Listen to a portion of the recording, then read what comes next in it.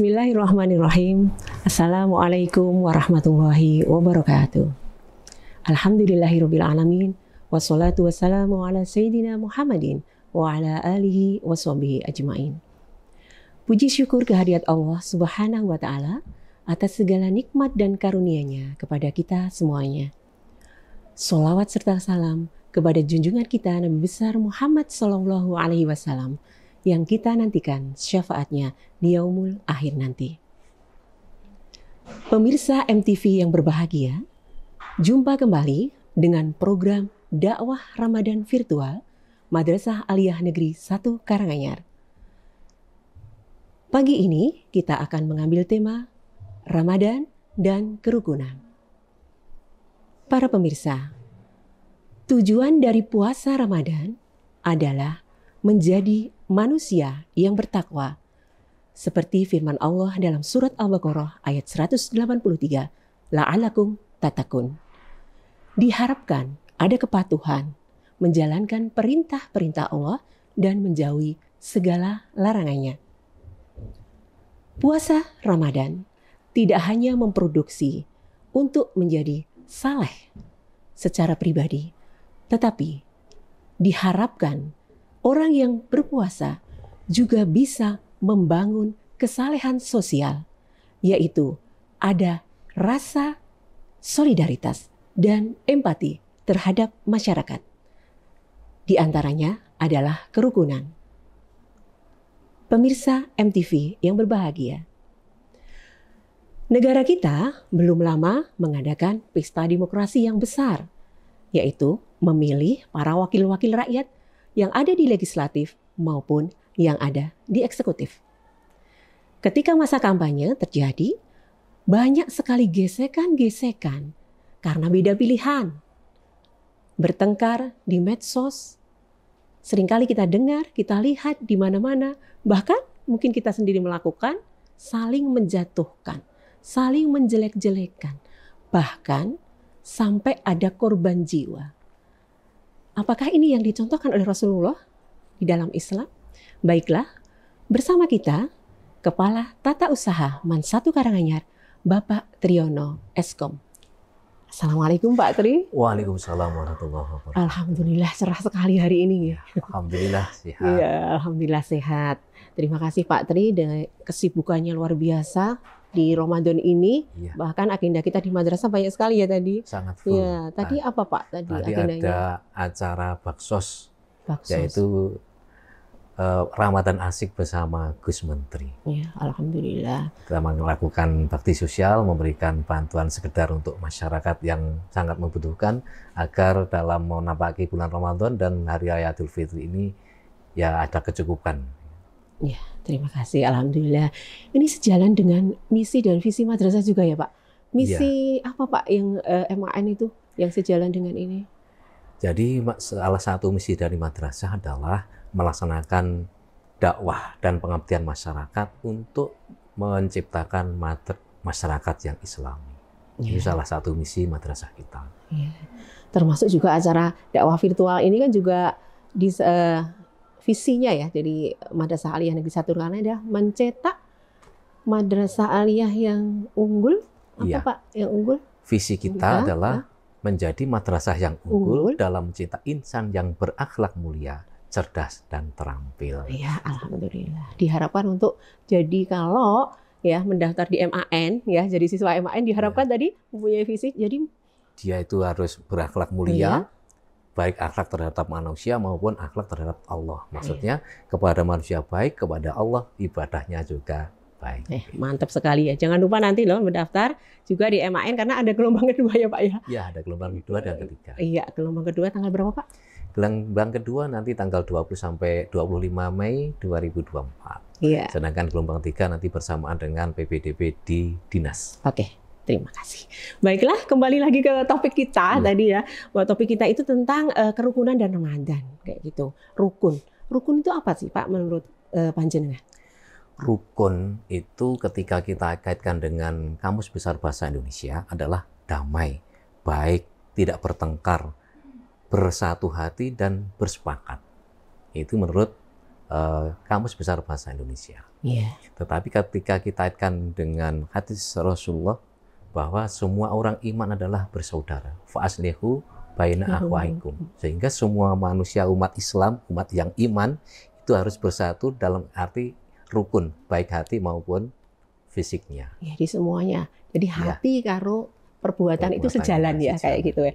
Mungkin ini dari Kementerian Agama juga punya ya kayaknya slogan atau untuk apa ya Pak ya, indikator untuk kerukunan di Kementerian Agama itu juga ada ya Pak? Apa aja ya Pak ini? Iya, bahkan untuk kerukunan ini kemarin Bapak Kakanwil Provinsi Jawa Tengah ya, Pak Musa itu mencanangkan kerukunan dengan Merah Mahrun. Oh iya, Merah Mahrun kemarin dinyanyikan bersama ya. Merajut ramah menyemai masyarakat yang rukun. Iya. Sehingga diharapkan di Jawa Tengah ini semua masyarakat rukun, baik yang menganut agama Islam, Hindu, Buddha, Kristen, dan semua penganut agama dan kepercayaan lain. Dan diharapkan bukan hanya di Jawa Tengah saja, di seluruh Indonesia bahkan dunia, diharapkannya semua masyarakat bisa rukun sehingga dunia menjadi damai. Itu yang kita inginkan sama. Enak ya apa sih kalau bertengkar kayak gitu, maksudnya kayak gitu. Baik, terima kasih Pak. Oke, kembali lagi ke kerukunan. Rasulullah pernah nggak sih menghadapi berbagai perselisihan, mungkin bagaimana cara merukunkan mereka kayak gitu? Mungkin bisa diberi penjelasan Pak Tri. Ya, kita lihat saja ketika Rasulullah hijrah dari Mekah ke Madinah. Beliau menghadapi masyarakat yang multi. Ada yang Nasrani, ada Yahudi, ada penyembah berhala, ada orang Islam. Semua oleh Rasulullah disatukan dengan piagam Madinah. Sehingga suku-suku di sana, ada suku Aus, suku Khosroj yang sering bertengkar ketika mereka memperebutkan tanah sawahnya untuk pertanian. Hanya disulut satu permasalahan saja mereka perang, kemudian adu jotos dan bahkan mengalirkan darah. Ini berjalan bertahun-tahun. Rasulullah datang, kemudian disatukan dan semua bisa rukun bersatu. Semua umat di sana, apapun agamanya, bersatu untuk memajukan Madinah sehingga menjadi Madinatul Munawwarah. Wah, luar biasa. Itu hebatnya Rasulullah. Semoga kita mendapatkan pimpinan yang seperti itu ya. Amin. Amin ya rabbal alamin. Oke, jadi memang Islam itu mencontohkan tentang kerukunan ya. Sejak zaman Rasulullah pun dari ini hampir sama ya, Madinah itu kayak di Indonesia ya Pak Tri ya. Indonesia kan multi etnis, multi agama, berbeda budaya, banyak sekali ya kepercayaan dan sebagainya. Banyak perbedaan yang ada di Indonesia. Tapi ketika semua bisa bersatu, Indonesia akan menjadi negara yang kuat. Berbeda-beda itu sudah biasa ya, kayak gitu. Oke, baiklah Pak Tri. Jadi kembali lagi bahwa Islam pun ya ada dicontohkan tentang kerukunan kayak gitu oleh Nabi Muhammad SAW dengan piagam Madinah ya kan, mungkin dengan hal-halnya yang dilakukan oleh Rasulullah dengan adanya saling memahami atau saling menghargai atau moderasi ya Pak ya. Di Kementerian Agama kan ini lagi marak-maraknya acara moderasi beragama ya. Diklat di mana-mana tentang moderasi. Menurut Bapak gimana ini moderasi? Apakah memang penting untuk kita semuanya, terutama di MAN ini? Iya, moderasi ya sangat penting sekali agar kita semua umat ini bisa saling toleransi. Bukan berarti kita mencampur adukkan agama, tetapi kita bisa toleransi, bisa memahami kepahaman mereka, cara ibadah mereka, dan kita bisa saling menghargai. Kita tidak mengganggu mereka sedang ibadah, mereka pun tidak mengganggu kita ibadah, sehingga ibadah kita masing-masing bisa lancar. Tujuan kita masing-masing untuk meraih surga Allah bisa lancar. Ketika kita tidak ada saling toleransi, orang lain ibadah kita serang, kemudian ketika kita sedang ibadah, mereka pun gantian menyerang, tidak mungkin kita akan ibadah dengan baik. Mesti ibadah kita was-was, seperti yang terjadi di luar negeri karena tidak adanya toleransi, orang berpuasa pun masih diserang, ini tidak akan, maksudnya akan mengganggu ibadah kita. Oke. Berarti alhamdulillah sekali ya Pak, kita hidup di Indonesia itu damai, aman ya. Alhamdulillah Indonesia itu memang menjadi percontohan sebenarnya untuk masalah toleransi ya. Ya mungkin ada sedikit karena kemarin sempat tersebut karena ada pemilu ya, pemilu terus ramai dan sebagainya. Ya, moga-moga ini di momen Ramadan ini menjadi mendinginkan suasana kayak gitu. Oke Pak Tri, baiklah. Kemudian untuk ini Pak, di bulan Ramadan ini kan untuk sarana penyatuan ya kayak gitu. Ramadan sendiri bulan yang memang luar biasa yang ditunggu-tunggu oleh kita semuanya umat Islam. Nah, bagaimana urgensi ini Ramadan ini dikaitkan dengan kerukunan, Pak?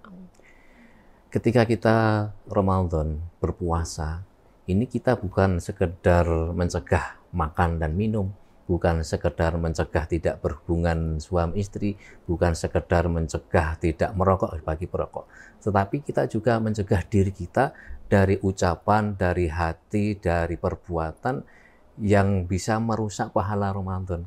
Salah satunya ya kita bicara dengan baik.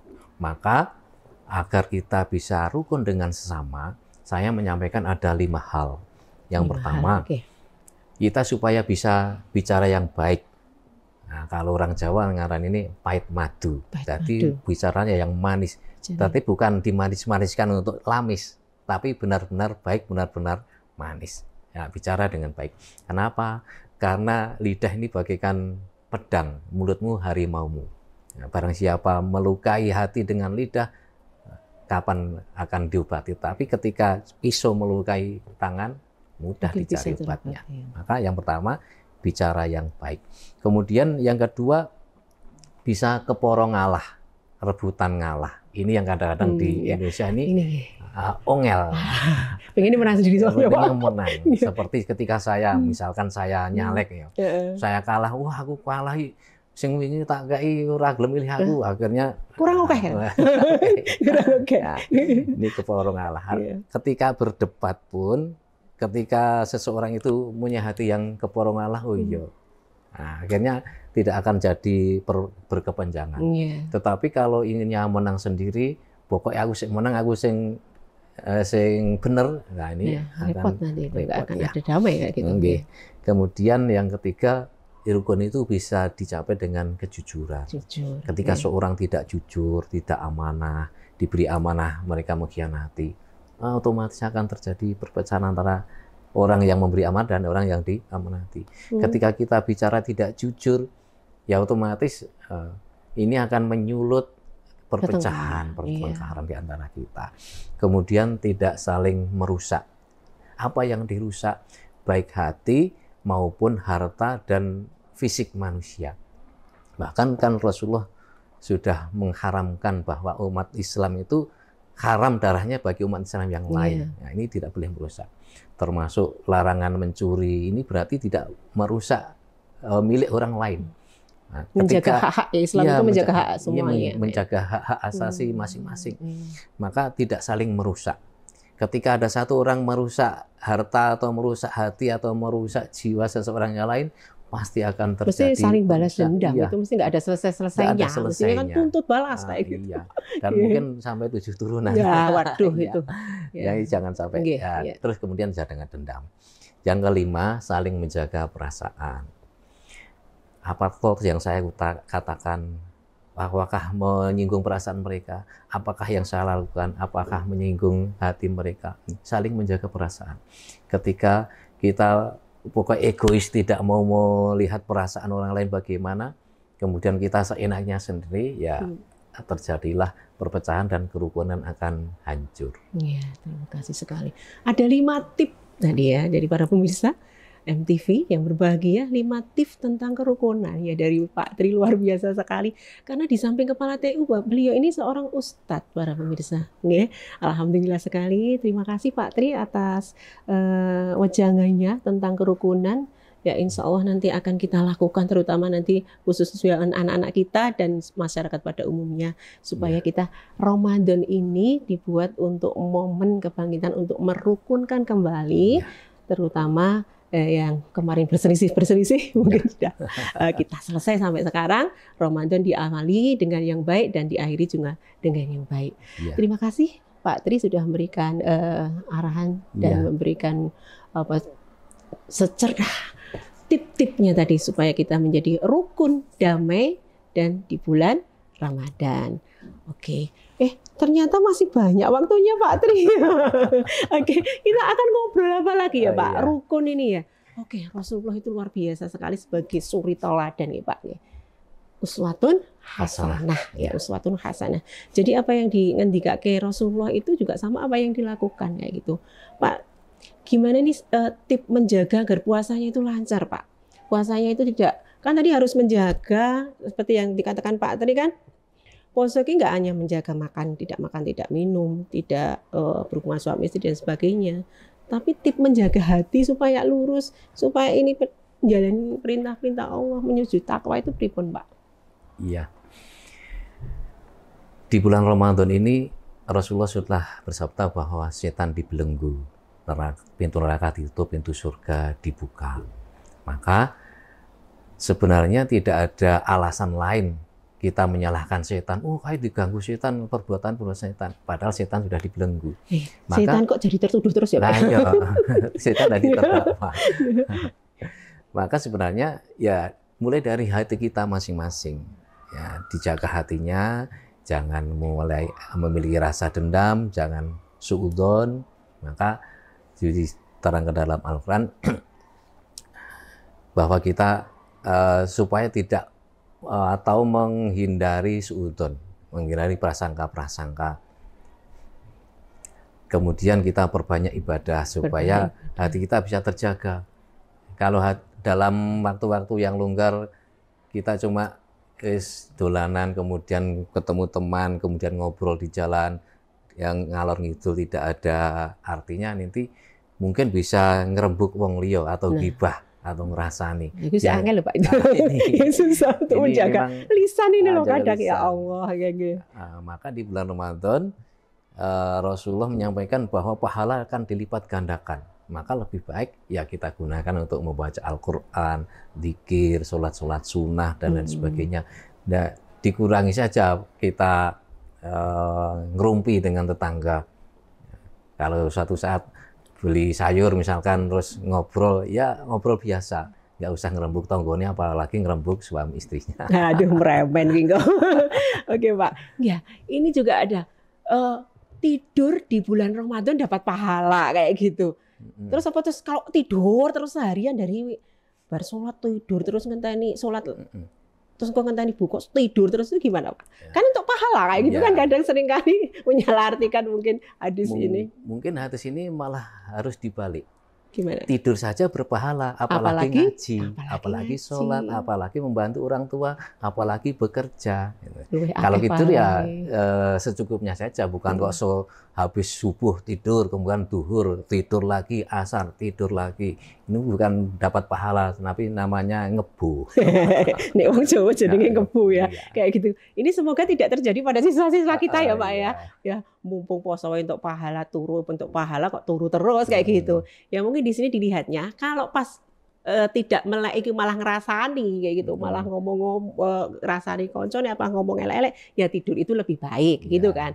Tapi kalau terus tidur terus nggak melakukan yang lain kan juga nggak sia-sia lah pahalanya kayak gitu ya. Ya mungkin itu saja Pak ya dari obrolan kita sudah banyak banget nggih. Terima kasih atas kehadirannya. Insya Allah kita jumpa lagi di dakwah Ramadan virtual yang akan datang yang dilaksanakan oleh Madrasah Aliyah Negeri 1 Karanganyar. Demikian para pemirsa, terima kasih. Kami beserta Pak Triyono undur diri. Terima kasih. Wassalamualaikum warahmatullahi wabarakatuh. Waalaikumsalam warahmatullahi wabarakatuh.